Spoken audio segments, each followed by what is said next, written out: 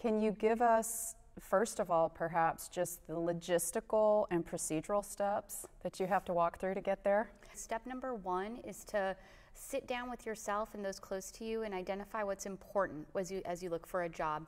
For some people, geography might be most important. For other people, the exact scope of practice might be most important. And then for others, maybe it's a nice mix of those two things. After that, sitting down with some of your trusted mentors and colleagues, looking specifically at different practice locations, practice environments is important. And then finally, having your mentors reach out to people at the institutions which you've identified to be suitable for your practice to see if there's actually a position that you could have there is really the last step, and then you go from there. For some people, this also requires moving to a completely new city.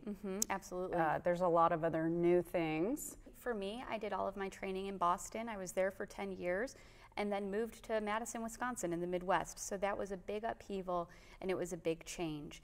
And so when you're looking at new places, I think that it's important to make sure that yourself and your family, whomever you're moving with, is going to be comfortable in the new location, that it's a practice environment, that you feel well supported with great colleagues, and that you're going to be able to do what you love to do so that the scope of practice aligns with what you're most interested in from a clinical and a research standpoint.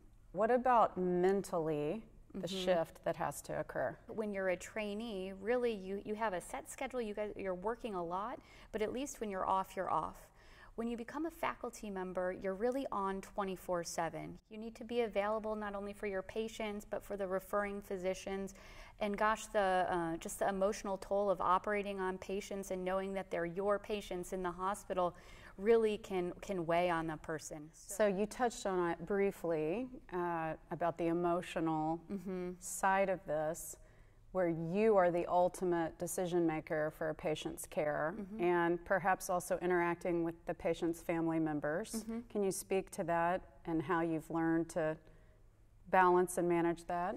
Yeah, so that's a new and real responsibility as you move from being a trainee to a faculty member. And I think I was lucky. I trained at a place where I had great mentors that I was able to watch and observe over the course of my training to see how they were effectively able to deal with patients and family members at the bedside.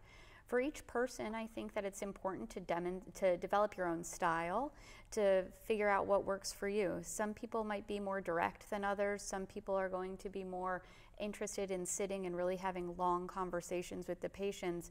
And whatever suits your personality the best, I think, is going to allow you to deliver the most empathic and compassionate care to your patients. I think being a woman in a very male-dominated field such as cardiac surgery, some people perceive there to be challenges, but I think a lot of those challenges are actually areas where, as a woman, I can be more effective than the men can.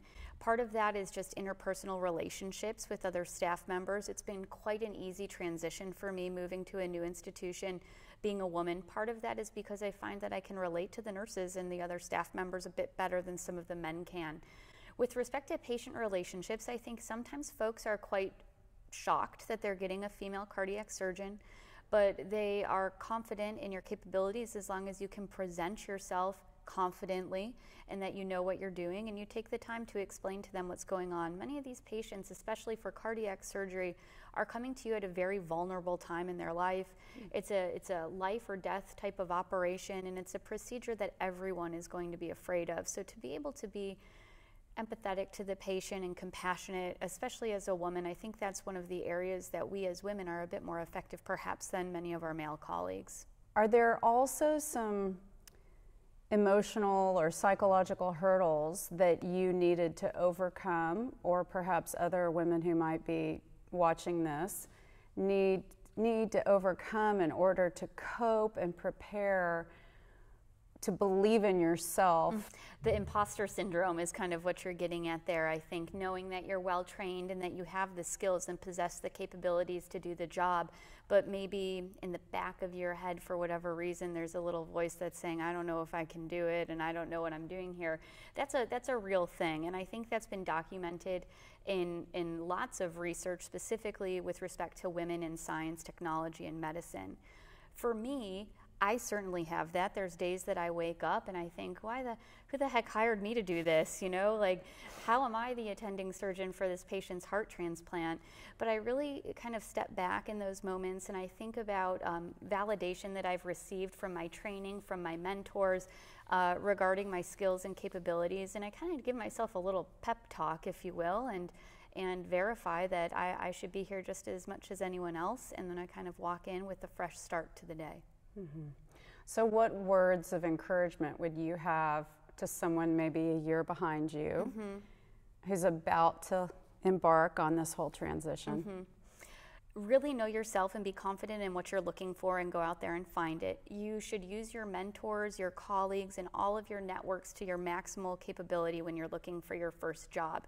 You want to be sure that you find a place that fits for you both professionally and personally. 2, I would say don't forget about your friends, the people that you trained with in general surgery and the people that you trained with for your cardiothoracic fellowship.